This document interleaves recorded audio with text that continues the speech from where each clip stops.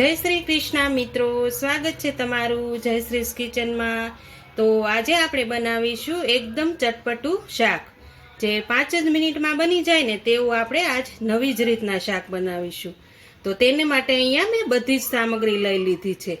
હવે આપણે શાક બનાવવાનું શરૂ કરીશું।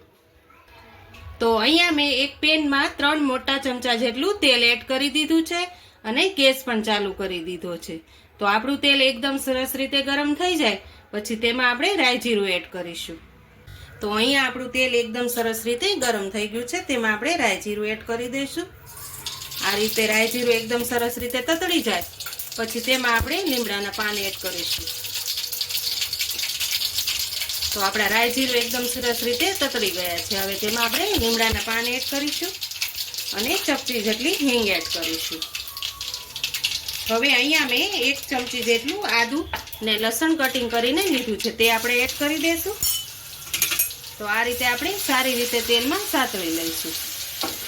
આ શાકમાં થોડુંક તેલનું પ્રમાણ વધારે રાખવાનું છે, જેથી શાક એકદમ ચટપટું અને ટેસ્ટી બને છે। તો લસણ પણ એકદમ સરસ રીતે સતળાઈ ગયું છે। હવે તેમાં આપણે અહીંયા મીડિયમ સાઈઝનું મેં કાંદાનું કટિંગ કરી લીધું છે, તે આપણે એડ કરી દઈશું। ઉનાળાની ગરમીમાં આપણને રસોડામાં ઝાઝી વાર ઊભું રહેવું નથી ગમતું, એટલે આપણે આ શાક 5 જ મિનિટમાં બની જાય છે। ટેસ્ટી અને સ્વાદિષ્ટ વાળું શાક બને છે। તો અહીંયા આપણે કાંદાને સારી રીતે સાતળવા દઈશું। તો અહીંયા આપણા કાંદા એકદમ સરસ રીતે સતળાઈ ગયા છે। તેમાં મેં અહીંયા કેપ્સિકમ મરચું લીધું છે, તે પણ આપણે એડ કરી દઈશું। હવે તેને આપણે સારી રીતે મિક્સ કરી લઈશું। આ રીતે કેપ્સિકમ મરચું પણ એડ કરી દીધું અને એક મીડિયમ સાઈઝનું ટમેટું લીધું હતું, તેની પ્યુરી એડ કરી દઈશું। હવે આપણે બધા જ મસાલાને સારી રીતે મિક્સ કરી લઈશું। હવે આપણા મસાલા એકદમ સરસ રીતે ચડી જાય તો આપણે બધા મસાલા એડ કરી દઈશું। આપણે મીડિયમ સાઈઝ નિમક નાખીશું, 1 ચમચી જેટલું ધાણા જીરું પાવડર, અડધી ચમચી જેટલું હળદર પાવડર ને 1 ચમચી જેટલું લાલ મરચું પાવડર। હવે બધા જ મસાલા સારી રીતે મિક્સ કરી લઈશું।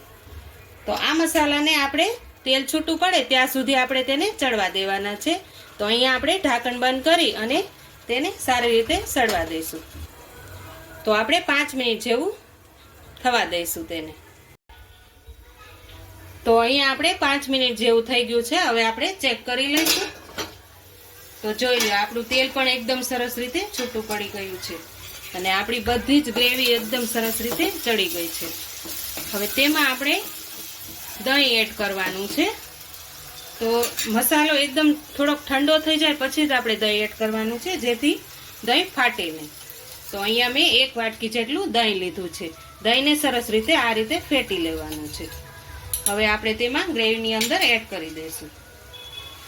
આ રીતે દહીં એડ કરીને આપણે જલ્દી હલાવી લેવાનું છે, જેથી દહીં ફાટે નહીં। તો આ રીતે તમે ગ્રેવીમાં દહીં નાખીને આ શાક બનાવશો ને તો ખાવાની ખૂબ જ મજા આવશે।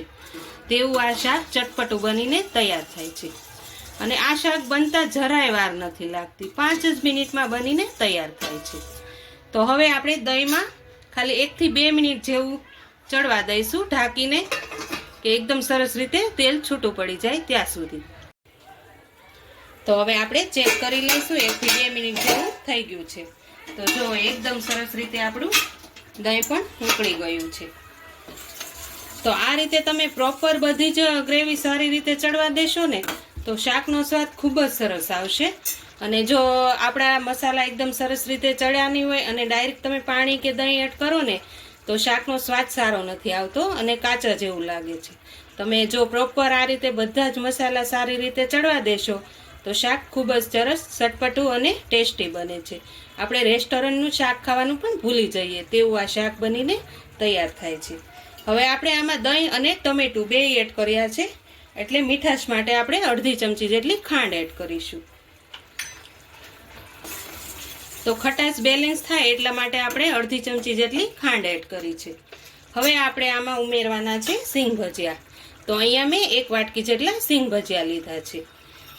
તો તો સિંગ ભજીયામાં થોડુંક નમક ને મસાલા વધારે એડ કરેલા હોય છે, એટલે તમારે ખાસ વાતનું ધ્યાન રાખવાનું કે જ્યારે તમે નમક એડ કરો ને ત્યારે એકદમ મીડિયમ જ નમક એડ કરવાનું, જેથી આપણું શાક ખારું ન થઈ જાય. તે વાતનું તમારે ખાસ ધ્યાન રાખવાનું. તો હવે સિંગ ભજીયા આપણે એડ કર્યા છે એટલે 1 જ મિનિટ આપણે ચડવા દેવાનું છે. તો અહીંયા આપણે 1 થી 2 મિનિટ જેવું થઈ ગયું છે. જો એકદમ ચટપટું અને ટેસ્ટી સિંગ ભજીયાનું શાક બનીને તૈયાર થઈ ગયું છે. જો આ રીતે તમારે 5 જ મિનિટમાં બની જાય છે, ઝાઝી વાર પણ નથી લાગતી અને એકદમ ચટાકેદાર બને છે. તો હવે આપણે ગેસની ફ્લેમ બંધ કરી દઈશું. તો આપણે ગેસની ફ્લેમ બંધ કરી દીધી છે. હવે આપણે ઉપરથી લીલા ધાણા એડ કરી દઈશું.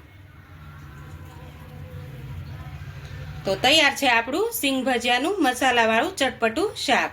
તો તૈયાર છે આપણું એકદમ ચટપટું સિંગ ભજીયાનું શાક. તો જો તમને મારી આજની રેસીપી આ પસંદ આવી હોય તો મારા વિડીયોને લાઈક કરજો, વધુમાં વધુ શેર કરજો, અને હજુ સુધી મારી ચેનલને સબસ્ક્રાઈબ ન કરી હોય તો પ્લીઝ સબસ્ક્રાઈબ કરી દેજો. તો કોમેન્ટ કરીને કહેજો કે આજની રેસીપી તમને મારી કેવી લાગી.